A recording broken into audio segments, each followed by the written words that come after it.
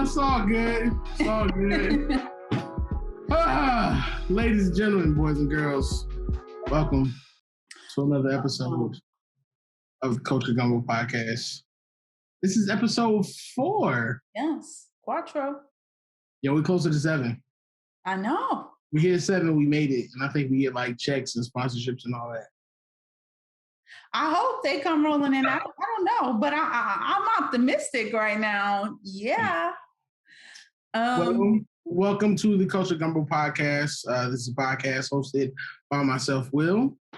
And I am Shakira, the other. We like to bring you the basic news of pop culture, whether it be politics, news of the moment, entertainment, anything you can think of, anything that's trending.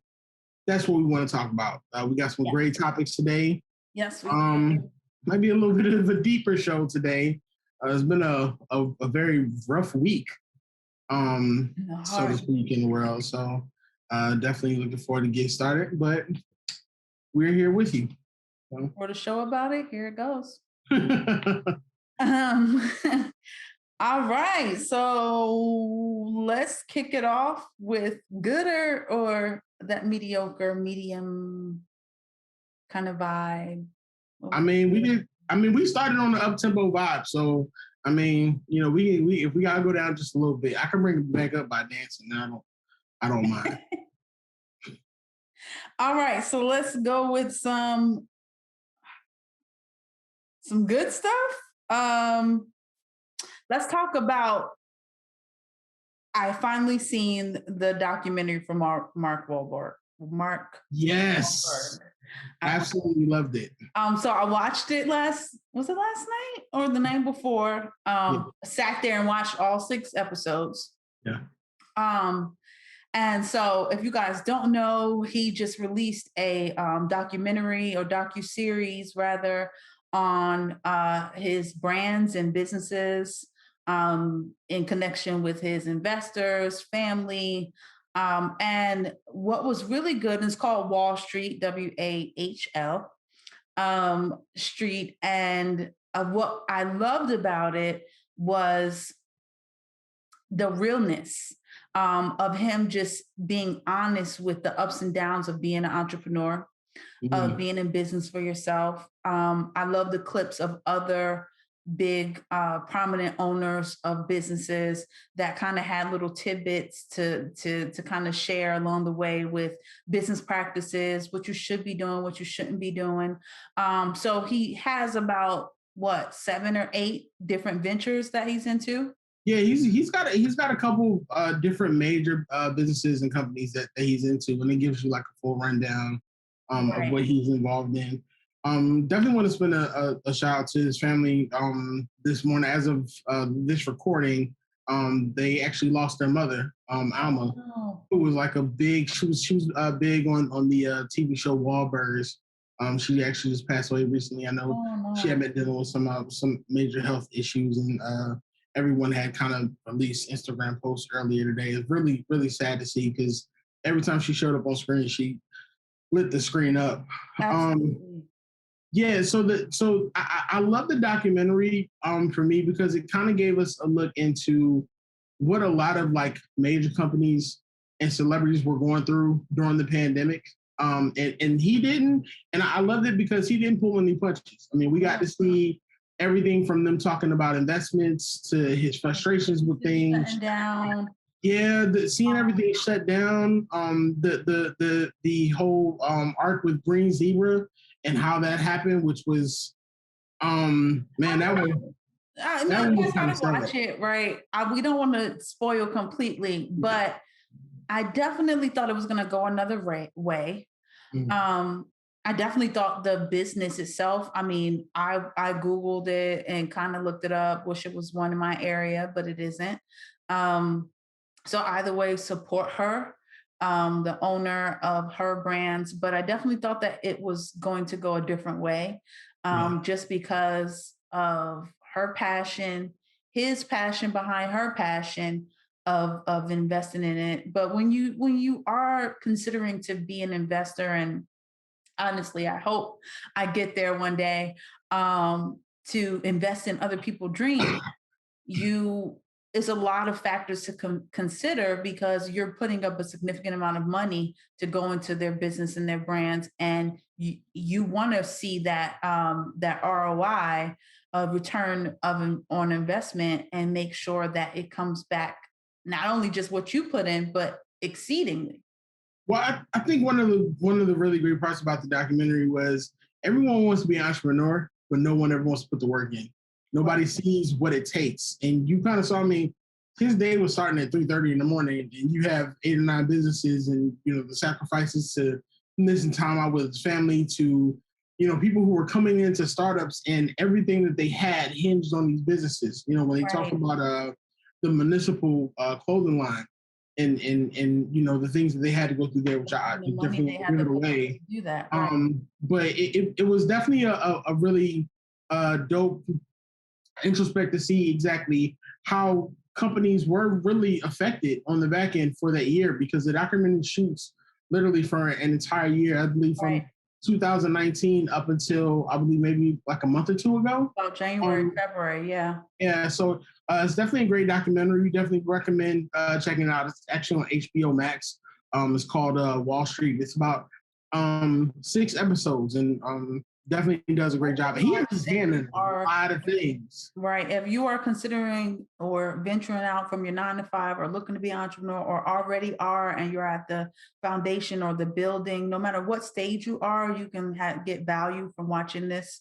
And the other piece of, everybody, we're in an entrepreneurial stage where everybody wants to be an entrepreneur, but everybody can't be an entrepreneur because you do need workers, right? You do need workers. You're always going to need a janitor. You're always going to need the person to clean the bathrooms. So somebody got to be a worker. Everybody can't be a boss. Been there, done that. Man, that's a whole nother experience. I definitely want to cover that. Yeah, we'll come back. That's Whew, flashbacks.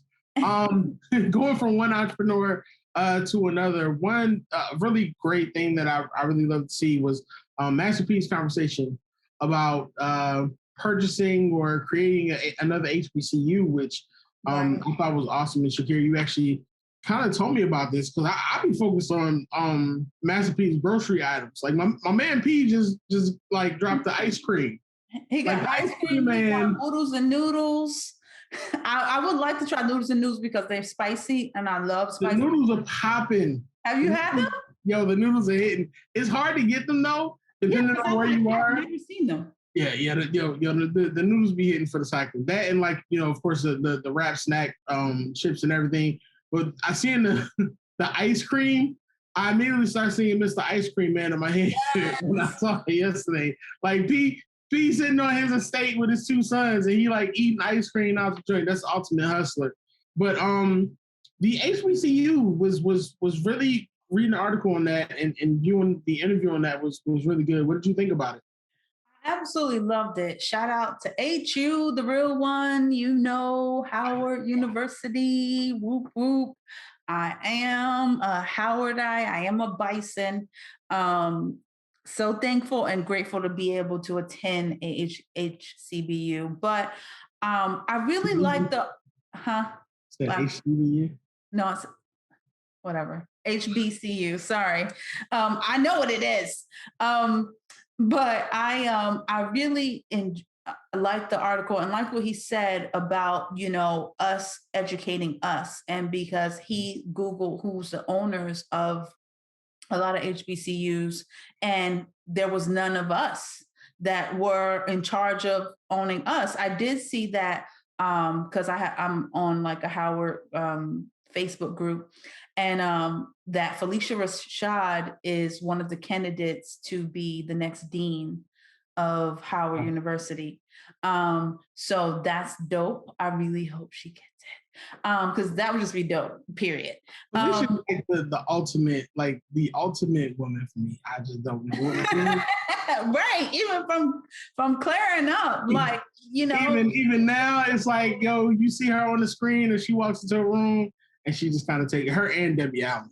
Yes, they're true bosses, and they're they're the heads of, everything that happens, and they're just great models of strong Black women. And so I really thought that I took heed to what he said, which was, it's important for us to own what we are doing. If we're putting all this money, I still got student loans for Howard. If Biden wants to go ahead and do that forgiveness, I'm down. Holler. I need that forgiveness so we that all need that. I can be. Let's do it, Joe.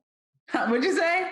Let's do it, Joe. Yeah. So I, but honestly, if he has the opportunity and he was looking for, partners to do it with him and invest, to be able to at least own one. And he said, Black women are one of the largest to graduate from, a HBCU. I saw that.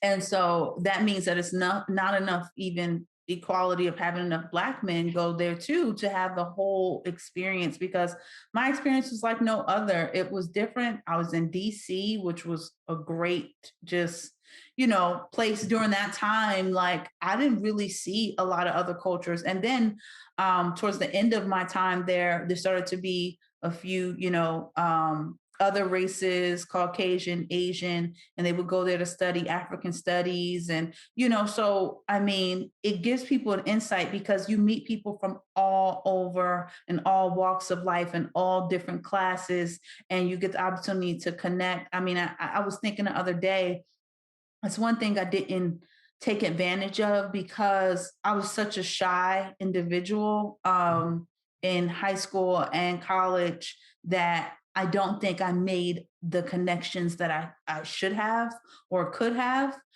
because I kind of stayed in my little circle or team of people, friends, and I didn't really venture out as much as I could have.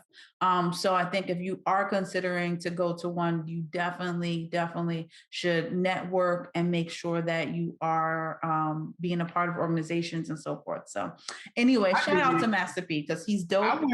I went to HBCUs. I didn't go to HBCUs, but I connected with a lot of people at the HBCUs. Right. I wasn't lucky enough to go. I really did want to go. I actually looked at going to Morris Brown College, but at that point in time, they were having issues with finances, and then the tuition was already high compared to where I had already got accepted to. Right. I think HBCUs are something that are definitely something that we should look into more. I love seeing the fact that we're focused on Black-owned businesses and wanting to focus on the education, and it doesn't take away from anything else. But it's one of those things where every friend of mine that I have that's attended the HBCU always speak about the experience. They always speak about the connections, and then when you're out and you're seeing friends connect, from the whole HU thing. Like, I see that so much with friends when we go up to DC and we connect with other friends and people who went. And it's like, you get that feeling from a different world. And that's what everybody wanted. And so, like, to see, Master P talk about that now, I know his son is actually attending Tennessee State University on a basketball scholarship, which is awesome. But it's definitely something that should be advanced. And to know that the HBCUs are not owned by us was really sobering. Like, you don't consider something like that, and that's weird. But you hear such great stories. I mean, of course, late Chadwick Boseman, always speaks about the story about how Denzel Washington was one of the donors who paid for him to study. Yeah, so. Right. That's definitely an experience that you definitely don't get anywhere else.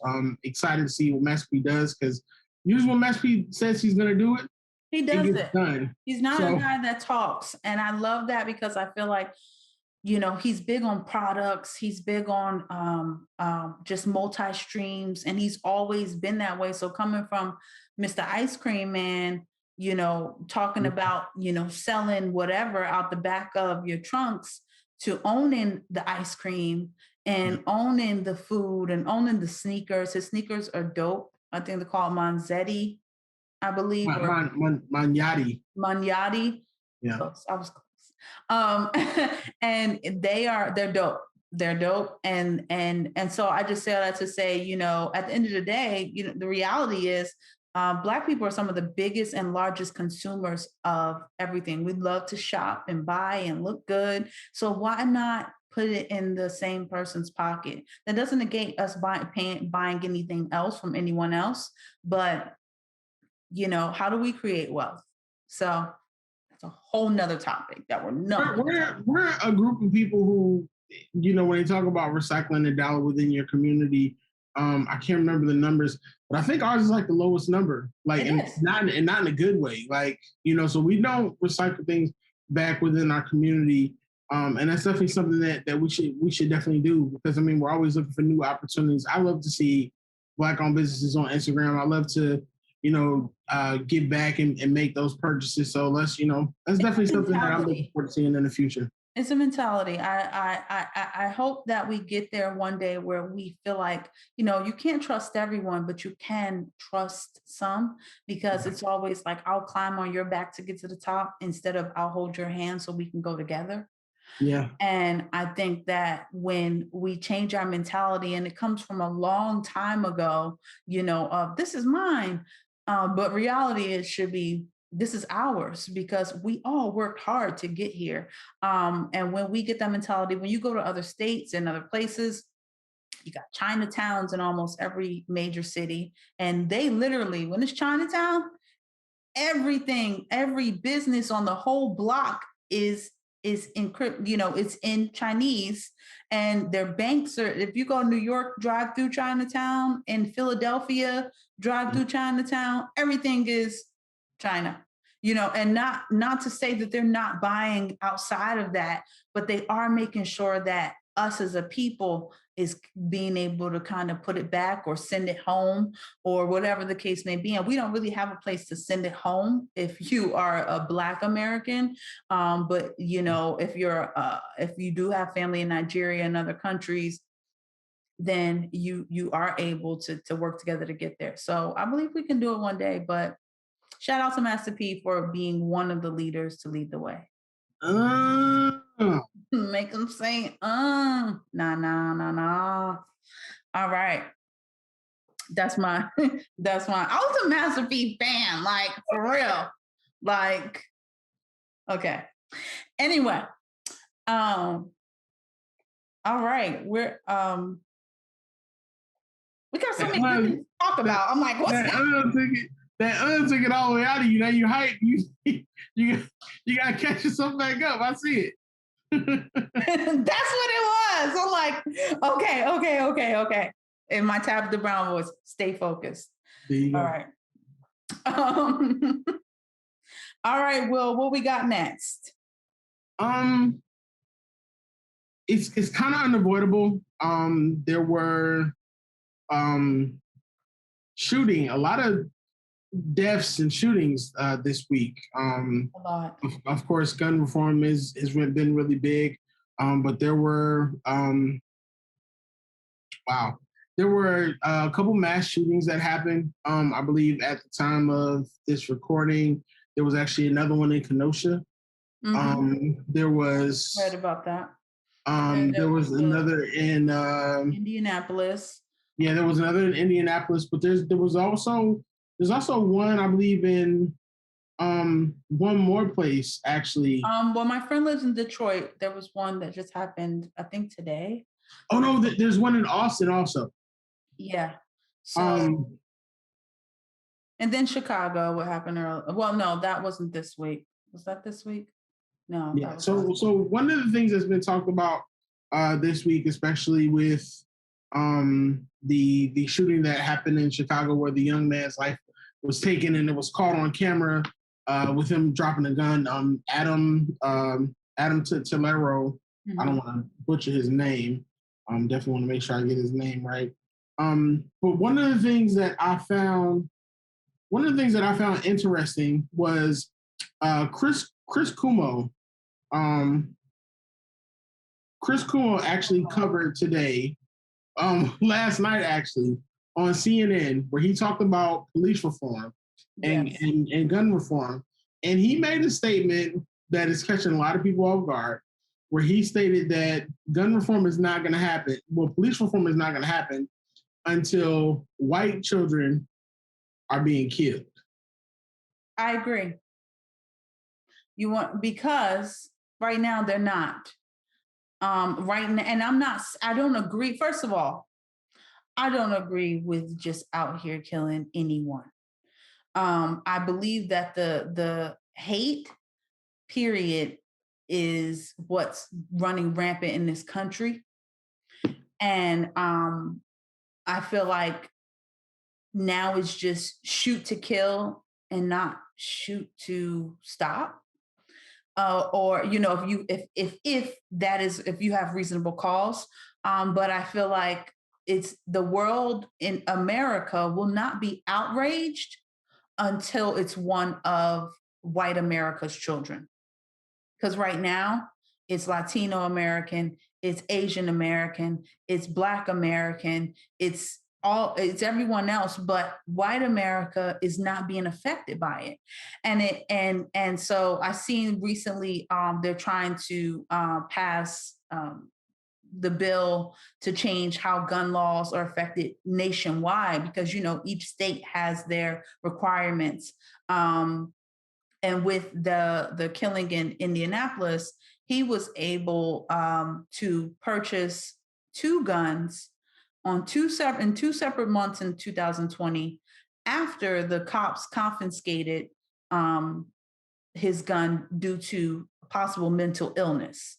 But yet he was able to still walk into a store and buy a gun legally. Now they're trying to pass law, but they need 60 votes. And the reality is they don't think they're going to get the votes, because you have so many pro-gun and NRA affiliates and Republicans and so forth, that they may not pass it, but they want to be able to have background checks be done for mental illness and for prior gun convictions for everyone, and allow it to take I think it said a few days up to 20 days for them to come back. And then once that check comes back, they'll be able to do it, because there's no way he should have been able to walk into purchase a gun 2 different locations and get it, and then go kill 8 people because he used to be a farmer worker there, and they were Sikh. So they were of Sikh religion. The majority, the 4 that died were. And then he killed himself. So I don't know if it was, and now I'm trying to figure out if it was a race-based, religion-based, or just he worked with them and didn't like them. Either way, whatever the reason may be, I understand having and owning a gun for protection, but I don't think that everyone should be able to buy it, especially right now, because mentally people are losing it. People are losing it. It's a lot going on. So as far as going back to what Cuomo said, I agree. And I think that until it happens in the suburbs of any place in the United States, it will not be any changes that's going to happen, because I feel like every week we are losing someone of color, whether they're 12, 13, 14, 15, whether they're gun related or not, gang related or not, they're just dying for no reason. So, and just to backtrack, the young man's name is Adam Toledo. So his statement is what a lot of people are feeling. I'm not going to sugarcoat anything, and he makes some great points, because you look at the whole thing with the opioid crisis. We had the crack crisis of the 80s, and of course, apparently it didn't become big until kids in suburbia were doing it, which of course is partially what he's stating. The big thing to me is that a lot of people are pointing out is you look at Adam Toledo, who, if you haven't seen the video, it seems like every week we're seeing another video. So you see the officer running after a kid. He's chasing him in the alley.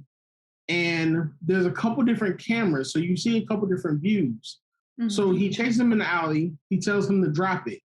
The kid's hands are up, but it's a split second, and then the officer shoots. There's another video that shows that the kid had thrown the gun away right before he put his hands up. Right. So there's some arguing that that it was justified, which I can. There was 0.8 of a second there, so I'm not going to say that it was justified, because that's, to me, no. You've taken in other people. You took Buddy to Burger King to get a burger, and you kept him alive. My issue is the fact of, when you look at someone like Kyle Rittenhouse, who was in Kenosha, he wasn't shot. You know, he actually killed 2 people. So he wasn't shot. He was actually able to live. What about the guy who drove off with the cop on the car? Yeah, I haven't seen that video, but I keep hearing about that one too. I mean, he literally drove off with him on the highway. It's impossible to say that there's not a systematic issue happening here. When you're constantly seeing that there are children of color or people of color who are constantly being killed, and I hate using the word people of color, because it's not only Black people that's happening to, but it's majority Black people. Right, multi-ethnic, whatever. When you're seeing us killed constantly on TV, not only does it give you PTSD, but it gives you frustration, because these are the people who are here to protect the service. If you're here to protect the service, there has to be something where you have an understanding. When you look at Daunte Wright's killing, I don't understand how you can't tell the difference between your taser and your pistol. Especially if you were a rookie cop, you've been on for 26 years. But you've been on for 26 years. But the fact of the matter is, even if you are nervous, how do you think he feels that he's going to be nervous also if he doesn't even know why he's being pulled over and he's not being given the benefit of the doubt for being nervous? And I think Chris made her hand longer. I think Chris made some great points. It's going to make a lot of people uncomfortable. But the thing is that until I heard something great earlier this week, where someone talked about everybody wants equality, but the whole goal is, the whole issue is not equality. It's about us being on the same level. Because if you give us equality now, we're not on the same level. We're in 2 different spaces still.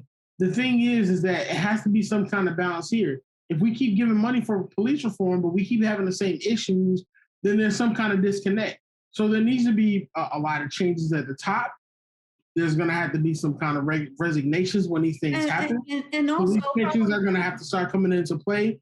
You're going to have to cause more disruption than saying, oh, we're going to go to trial for this, or this is going to happen.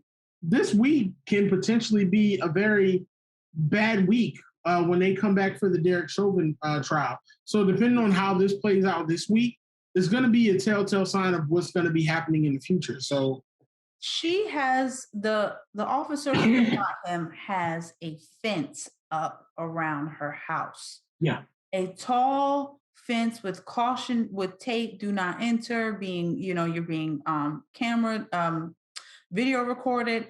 There's a cop that sits outside of her house every day. And when I watch, some of the neighbors was like, this is scary because you're drawing more attention to yourself, and she's not even on the force. So that means the city or the state is paying for this to happen. So you and me as taxpayers are giving money to protect someone that honestly is not a victim. Definitely. And I think that's the biggest piece, is like, I understand you're scared and you're afraid because what you did should not have happened. But we all have consequences to pay for our actions that we do on this earth. And that doesn't exclude her because she was a cop. And it doesn't exclude all of these police officers because they're cops, that you should have no consequences. And so to Cuomo's point, yes, until there's real consequences, meaning your kids are dying too, because that's a consequence, then we're not going to see that change. And so this is heartbreaking. This is history being rewritten all over again. and just we live in a scary time, in all honesty, and just my heart goes out to every family that has to bury their loved ones right now, because of being killed by either a police officer or killed by someone in the street. But right now, it's hate all around the board. And I just think that we need to figure out what's going on, really. I, until you start attacking those pensions, I don't think it will change. So, That's just me being honest. And this and you know, you don't want to see white kids being killed because you don't want to see black kids being killed. But right. you do have to understand the point that's actually coming across there is the fact that it just always seems as if there's one side that's being cared about and coddled a little bit more than the other side, and it's sad. And you know, I believe in gun control. I believe in everything between the police reform and the gun control laws. I just and I don't. believe in the right to own, to bear arm. I do believe you should have that right, but I do believe that it shouldn't be in the hands of anyone and everyone. Well, you know, the shooting that actually the sad thing about the shooting that happened in Indianapolis, and I think they're looking into it further, is that you have to surrender your phones apparently when you go on a FedEx. Right. So those people who were killed, it quite possibly could have been prevented. I'm not sure exactly what happened around it. But I was reading that they actually he killed them in the parking lot. No, wasn't in the parking lot because I was from what I read was that this was in like it was on FedEx ground, but like maybe in the back or whatever the case may be. But let me just make sure because I don't want to lie. But I could have swore that that's where it was.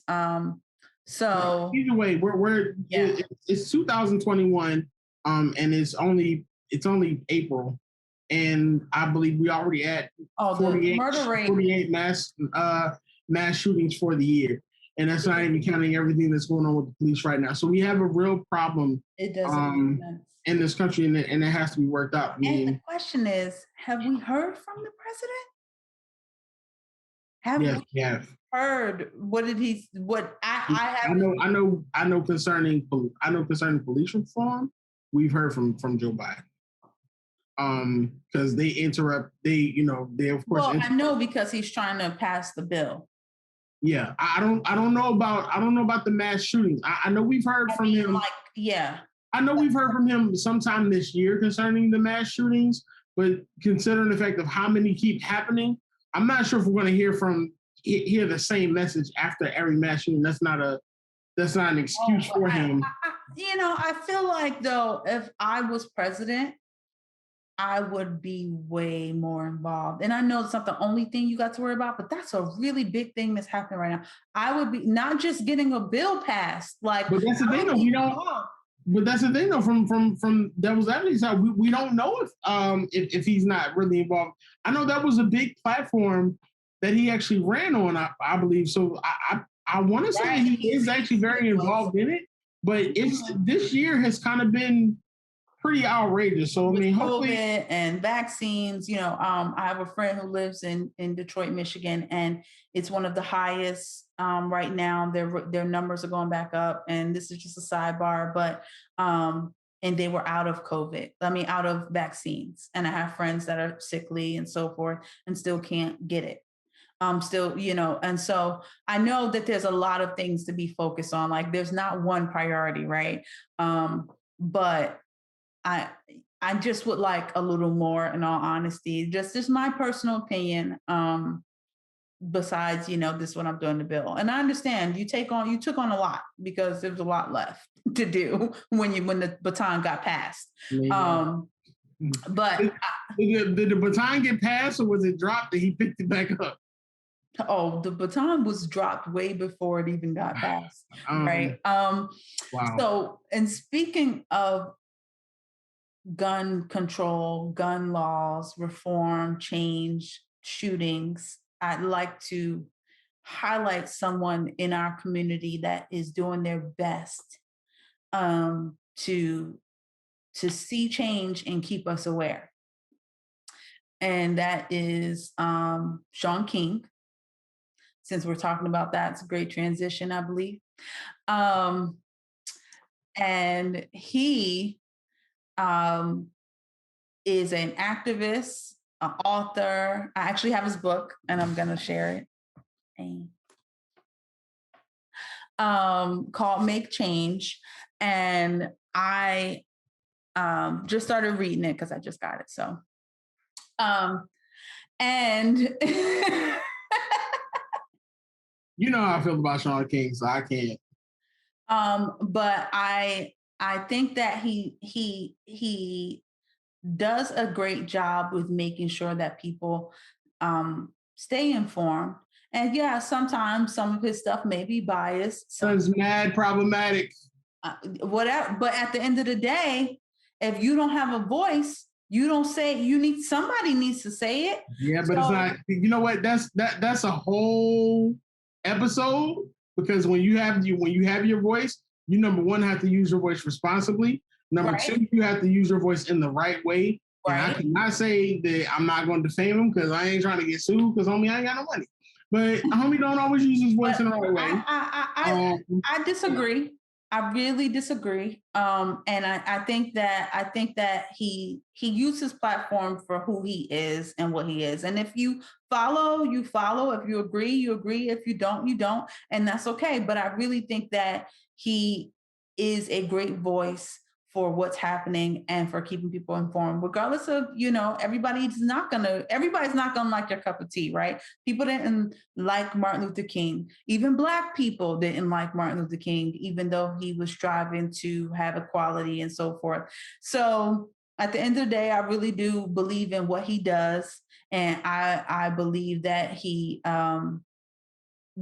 really wants to see social justice happen. And although he may say his opinions and things that he may say for people to do, he has made strides with helping people who have recently got, released from incarceration and getting even certain people on certain platforms in the political arena and so forth. And Will can look like that all he wants, but that brother is you're gonna have people on here that may agree with you, and then you're gonna have people on here that agree with me. And so we always not gonna agree. And I'm okay with that. But I think that I really admire him. I really respect him. And I think he is a great voice of today.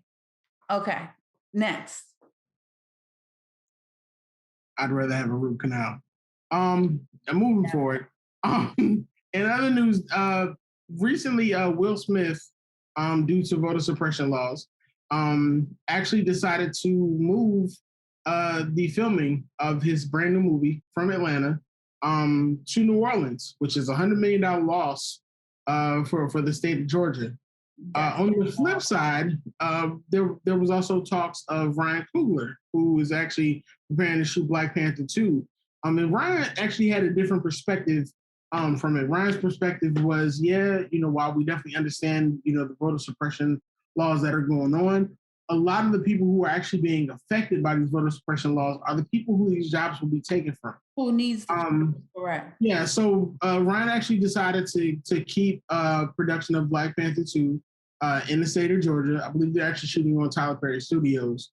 But he said that he's going to use his voice even more to actually fight so that we can, get these laws overturned and make sure that, that these things don't pass so that voter suppression is not there.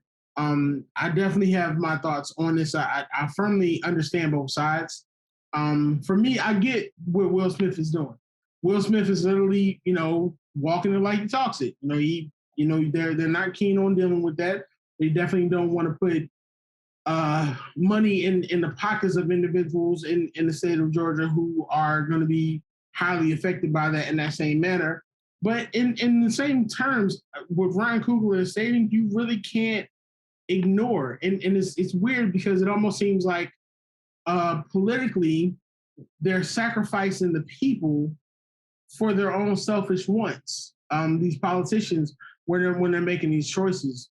I know Stacey Abrams is actually speaking with a lot of people in Hollywood, and wanting people to actually stay in the state and instead fight ahead. But it's hard to not see both sides. You know what I mean? But right now, it's a GOP. It's a GOP-led state, which technically, Brian Kemp didn't win, but whatever. That's just something totally different. So it can be frustrating for a lot of people to see, and I know a lot of people are actually unhappy with. I've read a lot of Twitter comments, and there's people who are unhappy with Ryan Coogler's statements. But then there are people who are generally also just as unhappy with what Will Smith was doing, because he was taking money away and taking jobs away from the state of Georgia. So, how do you feel about that? So I can see both sides, but I will say I believe Ryan Coogler has always been for the people by the people. From the beginning of all of his projects, from Fruitvale Station to Fighting Movie, can't think, and not just Black Panther, but he's done a lot of films.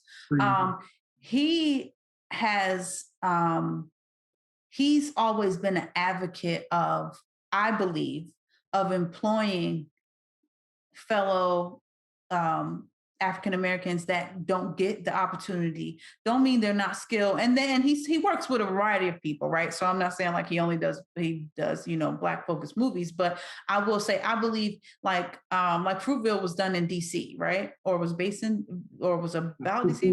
Was Oakland.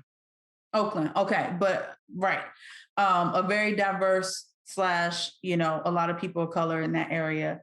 I think that he's more for that, so I could see him saying that. Like that statement doesn't shock me, because he's like, listen, people still gotta work, they gotta eat. I still have, production. It's not even about the money of him saying, well, I'm gonna take it, or even his personal, because he may personally not agree with what's happening in Georgia, but why make other people suffer?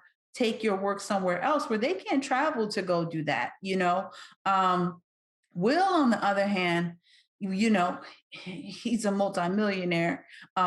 He's done a lot of projects, a variety of projects, but it wasn't just him, right? Like the difference is like, I don't think Will can make that decision alone, but I feel like Ryan can make that decision alone with talking to his team and saying, okay, this is what I think will happen. And they stay there. You know what I'm saying? Versus I don't think Will.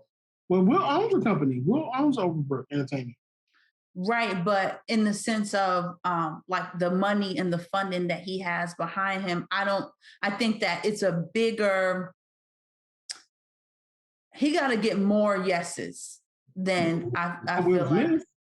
You think so? I think Will Smith is probably one of those. You ever see the Malcolm X where he's like, yo, can you get your people? Can you remove them? And he raises his hand and he does the whole thing where Will Smith got that kind of power. So, Will Smith has that power. But I also feel like you don't hear Will's. Sometimes you do, but you don't hear as much of.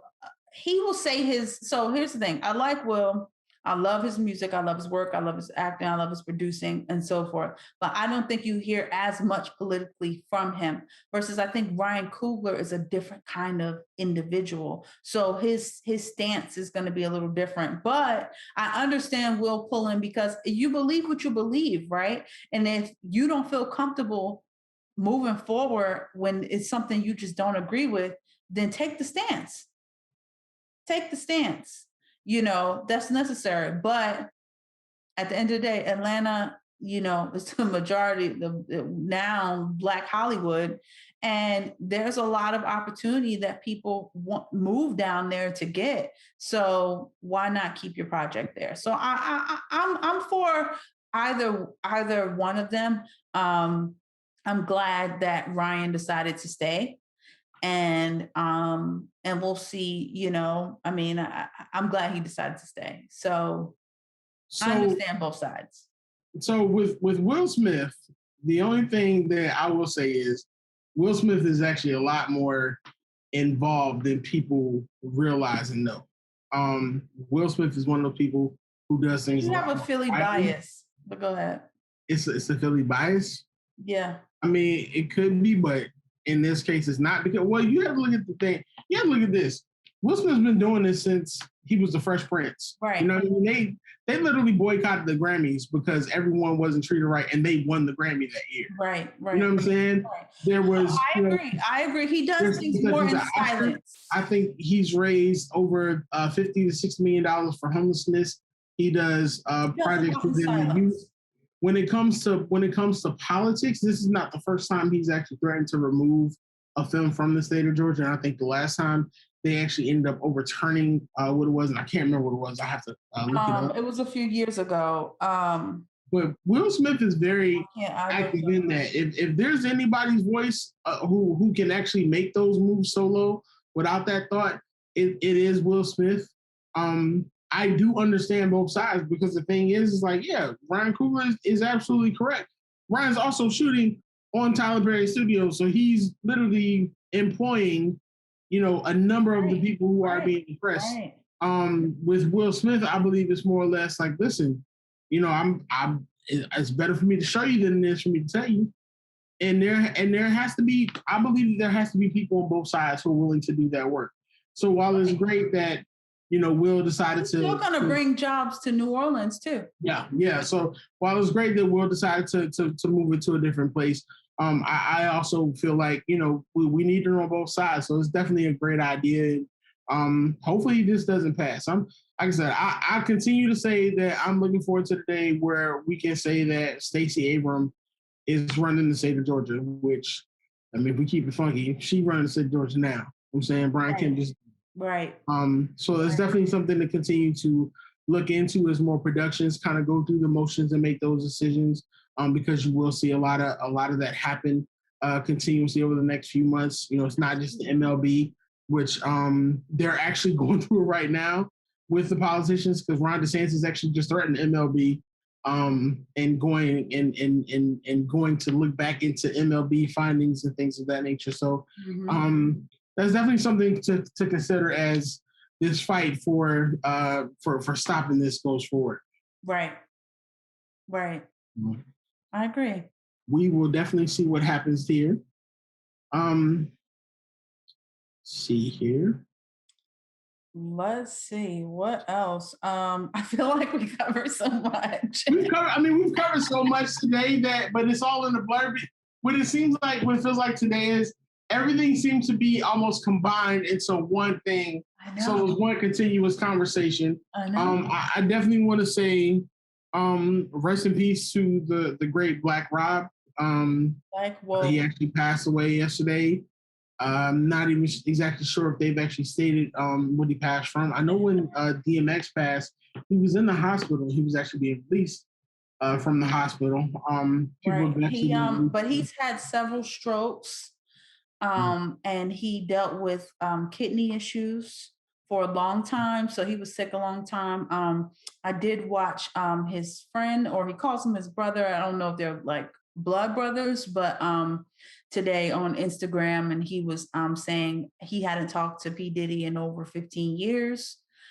And they finally spoke today and kind of wanted a fresh start.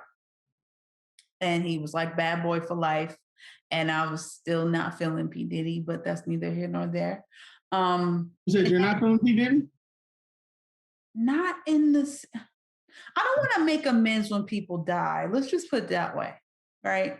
I want to make amends while you're alive. I don't want to make an amends when you die, because I didn't get a chance to say it to you. But we don't know the reason behind, right? Everybody has a story. And I don't know what happened with their relationship with him and Black Rob and his crew and so forth. So I don't know what happened. But when someone close to him says, well, we haven't heard from him in 15 years, that says a lot, especially when you made me some money. And you were an employee of mine. I would think that, I don't have to hear from you every day or every year or anything like that, but every once in a while, might just check and see how you're doing, So I don't know the behind. So I'm not gonna, bash Diddy or anything like that. But I do think that I just don't want to make amends after someone passes. I would like to give you your flowers while you're alive. And even if we have any beef or anything going on, if you watching this and you don't like me or anything like that, just know that, it's all love over here. But I really don't have people that don't like me. But I don't have people that don't like Diddy me. been getting But it. Diddy been getting it all ways over the past few weeks from his statements about people, black creators not being paid, and Black Twitter winning him about that. And every time one of his old artists comes up, there's another comment about him not paying his artists, which I can't. I mean, because what's weird is like now all over his social media is all these new young guys, and he put an album together. But where's everybody that you used to have as artists? Like, are you not? Sometimes sometimes people fall off. Like, you know what I mean? Like, sometimes you fell off with your whole camp. You get what I'm saying? Like, with all due respect, you can't say that about Diddy, but then look at Master P, because Master P is documented. A lot of his relationships are falling off, and granted, it's documented on television. He has talked about it at least. He has said, like, hey, he has been 100 and saying like, yeah, we used to be cool, but then it was a money thing or this. Like, he's not behind the scenes hiding. He's at least gonna tell you, I'm not cool with them no more, and that's that. But who's to say that that's not the same thing happened with Diddy? He just don't handle it the same way. Right, because people don't handle relationships right. You can't be in the public eye the way you are, and you have you can say anything about everything, but nothing about some of the most important aspects. Because we watch Making a Band for 3-4 seasons. Where's Danity Kane? Making a Band don't count. It does. Making a Band, and then the last time you seen Ness and them was on Chappelle's show. No, you saw them after that. They're all still out there. I think I did see Ness because he was rapping or he had something. And Dylon. Yeah, that's really the hill you want to die on. We're talking about Diddy is the Making a Band crew. Yeah, we're not gonna do that. Absolutely not. Next. Get him out of there. No. But I say all that to say, like, I just, at the end of the day, regardless of what happened with their relationships, I am glad to hear that he was able to say his piece and kind of be okay with however it ended, and maybe a fresh start or a different relationship, new relationships with the people that are still alive. So I will say that, and I'm not here to judge because you don't know what the situation was, but you don't like Diddy though. Listen, we on episode 4. We're on episode 4. You've already beefed with Black Twitter. Now you beefing with Diddy. But you don't want to say nothing about Sean King. No beef, Diddy or Diddy fans. Because I do like Puffy, Diddy, Love. I think he goes by Love now. You disrespect the man and call him Puffy? Oh, please. Hey, Mr. Combs. I'm from the 90s. I ain't do it, fam. Okay. It wasn't me. Don't shut me down, dog. I know, honestly, because I was a huge Bad Boy fan and loved all the artists that was on there. That's what it is. Your feelings is hurt that 112 ain't put out another album. No, I wasn't that big on. 112. It was Mario Winans. I like Mario, but no, it's just that I would have liked to see what camp out there that don't have that many relationships with, like even when you see everybody fell apart. Wayne and Birdman, there is. Wayne was trying to leave Birdman like 2-3 years ago over money. I know, but I'm saying eventually they pieced it up. They call I'm not gonna wait till Wayne die or Birdman. I don't think they really pieced it up. Didn't somebody try to shoot up Wayne's?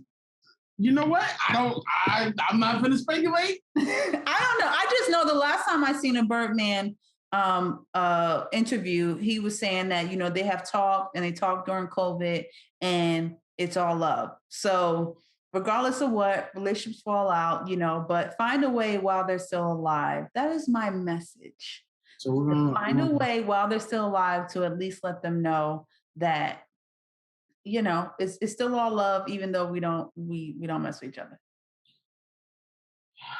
I guess. Not I. If we beefing forever. You know what I'm saying? So when this podcast will obviously wait, you know what I'm saying, and we stop talking because I done found out that you was back in George W. Bush in the 2000s. I fight. I do fight people. You do know that? You we know beef that, right? forever. I know it because people don't know you a savage, yo. They see the head wrap. No. I really am I am nice. They don't realize that I'm not a fighter. I'm a lover. But I will tell you about yourself, and I'll make my way to personally visit Will and anyway. Okay. I want to smoke at all times. Well, just a couple of quick hits before we wrap up. Matthew McConaughey in a Texas poll is leading Gregory Abbott, one of the Abbotts, 45 to 33 for the next governor. What do you think? I honestly don't know too much about it. All right. Yeah, I gotta be honest with y'all. I don't know too much about it for me to tell you. I have read it, I have looked at it, but I can't tell you who I would go, at the end of the day, as I said before, I'm not like, I'm anti-racist, I'm anti-hate. And I think it's Abbott that is the Republican, correct? Because I don't know. Yeah, but I think Matthew might run Republican also. I don't think they have any. That's the sad part about Texas, because Greg Abbott is the current one, right? And he's the one that went on vacation during. That's old cornball that let Trump talk about his wife. Yes. Okay. That's not him. Okay. I did read something about Abbott, but I don't know what's the good of two evils. But the question is, would you like to see Matthew McConaughey run for Texas governor? Why not? Arnold Schwarzenegger was what? And who thought about that? When I laughed, I was like, ha ha ha. And then they were like, he won. And I was like, what? He don't even, never mind. Wow. Okay. Listen, in America, we just got rid of a president that was Trump. Who thought? So my thing is, in America, anybody could be whatever if they got the money. Moving on. But come on, for real. Like, if you got the money, you can buy what you want. That don't make it right. But Nino tried to buy what he wanted in New Jack City, and Nino ended up dead in the courthouse. You can't buy everything you want. Yeah, I'm but in General Hospital right now. He thought he could. He thought he could. Moving on. One big last news piece. The BBC diversity chief, who was a Black woman, Miranda Whalen, had this to say about Idris Elba's Luther character. Luther is not authentic when it comes to Black storytelling. When Luther first came out, everybody loved the fact that it was Idris Elba. He was a really strong Black character lead. We all fell in love with him. Who didn't, right? But after you got about the second of the series, you could kind of see like, okay, he doesn't have any Black friends. He doesn't eat any Caribbean food. This doesn't feel authentic. And it's great having those big landmark shows with those key characters, but it's about making sure everything about them, their environment, their culture, their set is absolutely reflective. She doesn't believe that his character is reflective.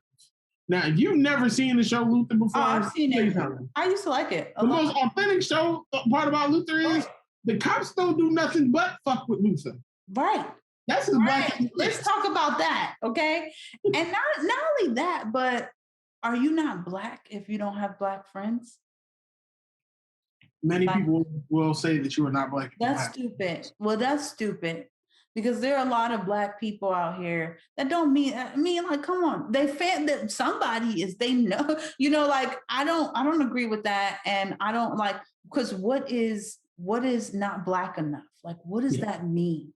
Does that mean that I gotta have talk with a certain swag? Do I gotta dress a certain way? Do I gotta look a certain way? Do he need gold teeth in his mouth? Like, what is not Black enough? So to say that is racist, and it's self-hatred racist, right? Because she's a Black woman saying this. So not only is she a Black woman, but she's the diversity officer. Right. So that tells you the people who right now who are in power.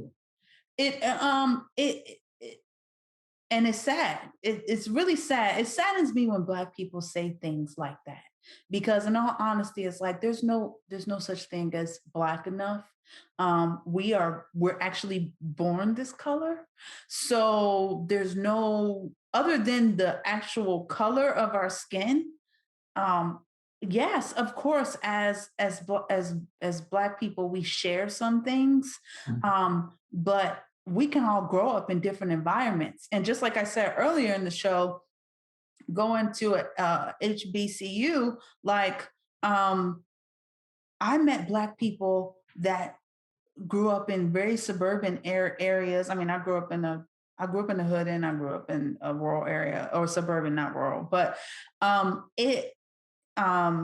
more middle class rather, not the high.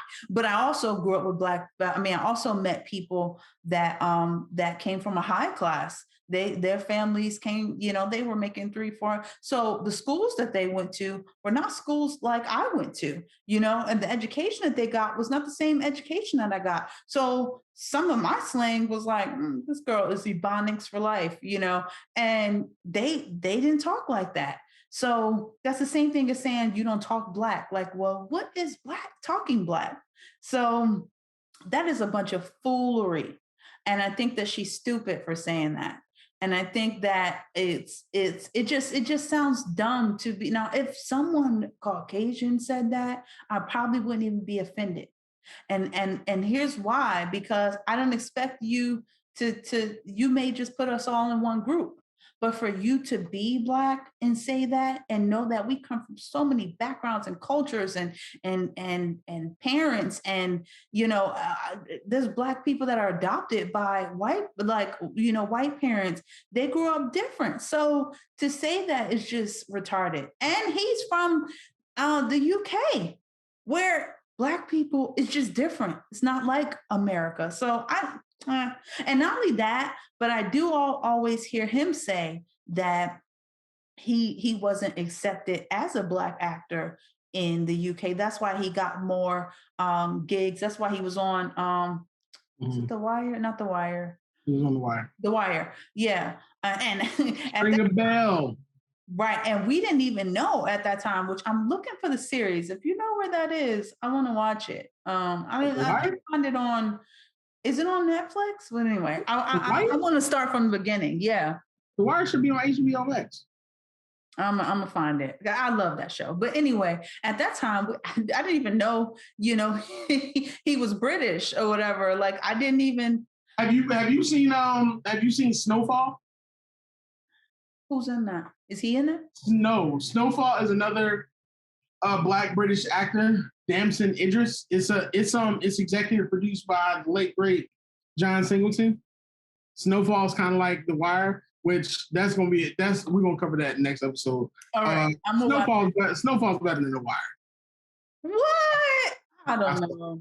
Snowfall's better. I might have to watch. I'm gonna watch that this week, and I'll get back to you on that. We'll talk about it.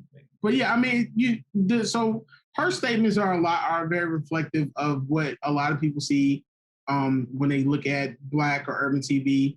A lot of the issues that I see now are the stories that are being told by us are so stereotypical. They're the same. They're the same. I want to say stereotypical, but I don't even feel like it's stereotypical. I just feel like these are the only stories that people know how to tell with this. And until we get to a point to where we see more stories like more shows like Family Matters in the 90s. They lived in Chicago, one of the worst cities ever. Every maybe 35 episodes, Eddie was getting his ass whooped by the gang members. Okay, but they wasn't doing it every episode. No. But until we begin to take back our storytelling and we truly put people in power who truly understand what Black storytelling is, And it doesn't even necessarily mean it's an all black cast because I don't have all black friends. But it does mean that it's reflective of the times. We need to see more shows like A Different World. We need to see more shows like The Cosby Show. That diversity, shows like Blackish, shows like Brownish. These are the shows that are actually needed because they show us in more diverse ways than us constantly having addictions and shooting each other and doing all these things. Like every to that point, it's not going to change. Right. So, but that's such is life, and that's part of the reason why we're bringing Culture Gumbo to the case. It's definitely just to give a different outlook on things, even though Shakira's literally beefing with Black Twitter and now she beefing with Diddy. But we're going to we appreciate you guys joining us for another dope episode. We're on episode 4. We are constantly learning and constantly exciting. You don't understand the anxiety that comes with shooting the podcast because I don't understand why people want to hear my voice, but apparently people want to hear my voice sometimes. So we're working on that. We're going to bring you guys great content. Someone subscribe. We don't even have it posted, but they subscribe. But I've seen that. We'll talk off. I've gotten a lot of feedback so far on the podcast, and I'm like, yo, you do a great job, but man, that Shakira, man, she just. Man, why is she so rough on you all the time? I'm like, yeah, son, that's how Shorty is. But you gotta, you got to be good with the man. Not rough.